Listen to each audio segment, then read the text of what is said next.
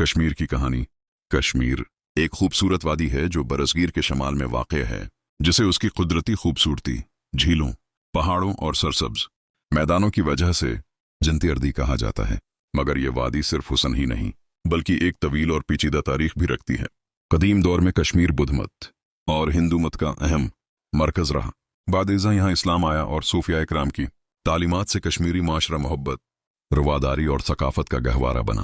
صدیوں تک مختلف حکمرانوں نے یہاں حکومت کی، جن میں مغل، افغان اور سکھ شامل ہیں۔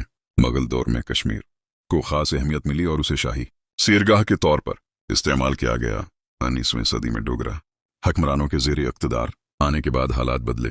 1947 میں برصغیر کی تقسیم کے وقت کشمیر ایک متنازع خطہ بن گیا۔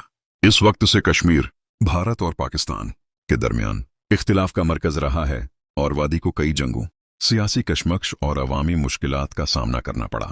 کشمیر کے لوگ برسوں سے امن، عزت اور بہتر مستقبل کی خواہش رکھتے ہیں۔ ان کی ثقافت، زبان، موسیقی اور روایات آج بھی زندہ ہیں، جو اس بات کی گواہی دیتی ہیں کہ مشکلات کے باوجود کشمیری قوم نے امید کا دامن نہیں چھوڑا۔ کشمیر کی کہانی صرف سیاست کی نہیں بلکہ وہاں کے عام لوگوں کی ہے، جو امن، خوشحالی اور ایک پرامن زندگی کا خواب دیکھتے ہیں۔